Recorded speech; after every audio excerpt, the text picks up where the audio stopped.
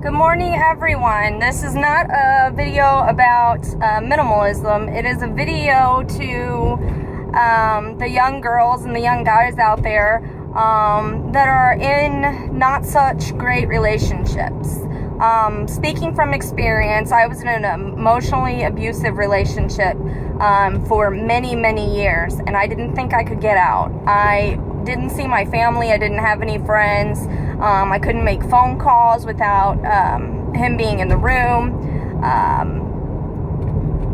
Just hearing all these negative thoughts over and over again in my head until I believed them. And at that point, I would do anything to keep him. So after many years of being in a relationship off and on, going through this spiral downward, it got even worse to where we started living a party lifestyle, and it got pretty intense, to where I had to end up going and getting help for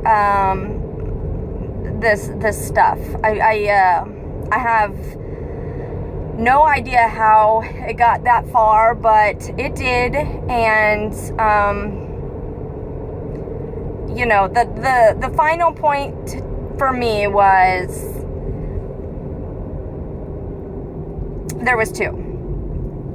The final point for me was we were broken up, and he had this way of finding me wherever I was, basically stalking me. I had to even get like an ex parte on this guy. It was just creepy, and he broke that. I didn't call the police on him like I should have. Just have no fear to do that stuff, you guys. Your safety is at risk. Don't be the nice guy. I ended up having to hide out in a woman's shelter. And once I got out, I have a friend that I was riding around with. Well, he knew this friend's car. He ended up taking his car, following us down the road, and cutting us off in this alleyway, and opening his glove compartment to where I could see a gun. And I said, just drive. So I don't know how we got out of there, but we did. He's freaking crazy. And even after that, I still had the guts to go up to this guy and tell him, hey, I love you. I appreciate you being in my life, blah, blah, blah. I think I need to go get help, and I'm not happy with the life I'm living right now. Well, he basically said, you're not good enough. You're never going to find anybody as good as me who can treat you as good as me. And, at this point, I believed him. And I don't know, but years after that, I ended up finding out that he went and got help. He got in another relationship, got another girl pregnant, and things got worse with her than they ever did with me. So I feel horribly bad for that lady who ended up in the relationship with him after me. I never wish this upon anybody at all. And, I'm here for emotional support. I know what you're going through. I know how scary it is. Don't believe any of the bullshit that they're telling you, he or she.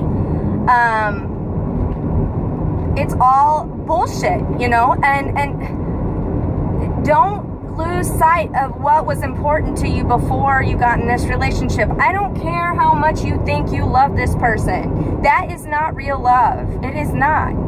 You might love them unconditionally, but they're never going to love you in return. There's some wiring that's not right up there. And with that, in turn, after staying in that relationship for probably 7 years off and on, I ended up not being mentally right. I was diagnosed with bipolar 2 with depression, and PTSD from all of that. So finally, I feel like I'm getting clarity and I'm taking control over my life, and it's such a freeing experience to just be able to rely on myself and love myself for who I am today and not feel like anything's wrong with me. I mean, I know I'm not perfect, but who is? Who is perfect? Nobody. So just stay strong, guys, and don't put yourself in these dangerous positions, you know. They know when you're vulnerable, and they will take advantage of that. I lost my grandpa, who was like my dad, and he knew that guy meant the world to me, and he took me while I was down. And it's just a constant trap that you're never going to get out of. They always promise you that they're going to do better, and that they're so sorry, and they feel bad, and everything's going to change, you know. And it may for a while. It may change for a few days. It may change for a few months.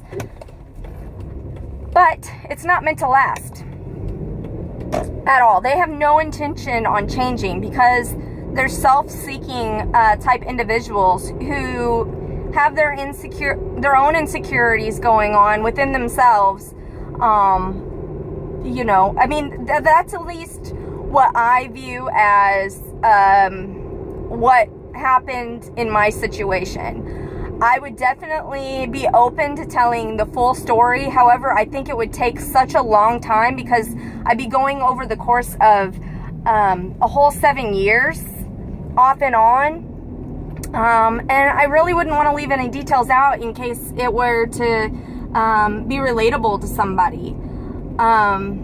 So yeah, I just hang in there and try to get help. And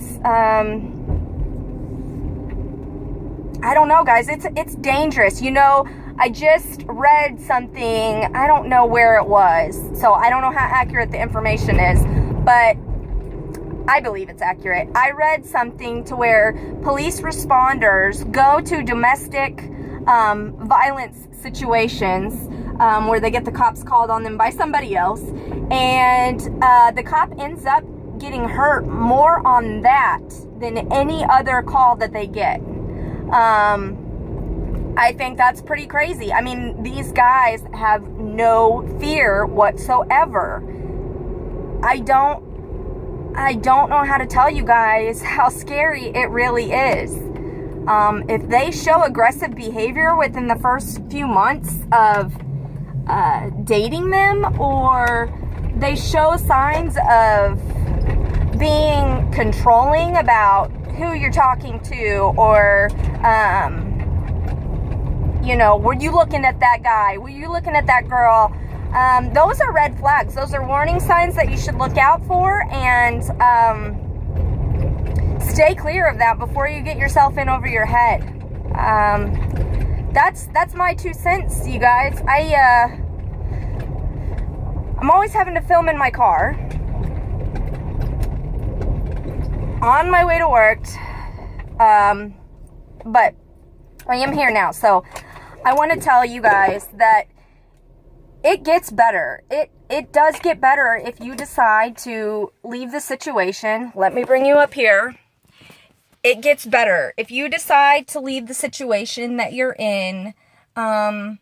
You know, it takes a long time. I mean, I constantly still have flashbacks from that, and it's been years since this happened. I mean, that's how much control he had over me, and I don't even have that much control over myself.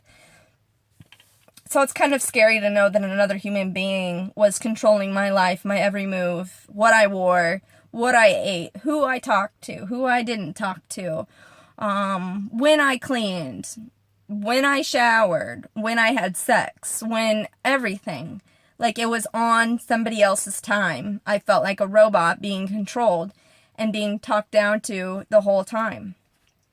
So if you can get out of that before it gets horribly bad, please do it. Don't put yourself down like that, because everybody deserves that happiness. Everybody deserves that love. Everybody deserves that peace, that freedom, that freedom of expression, freedom of feeling, you know, freedom of speech, without feeling like they're getting in trouble for it. So I know I'm rambling, and this is 10 minutes long already. So I am sorry. This is way longer than I wanted it to be, but I just, for all of the girls and guys out there going through this, you know, reach out to somebody. Stay clear. Just be smart. Get out while you can. It doesn't get any better. It will only continue to get worse. Trust me on that. Okay? Okay, I'm gonna stop recording now. I love you guys, and I am here, and I hope somebody gets something out of this. So, I'll talk to you later. Bye.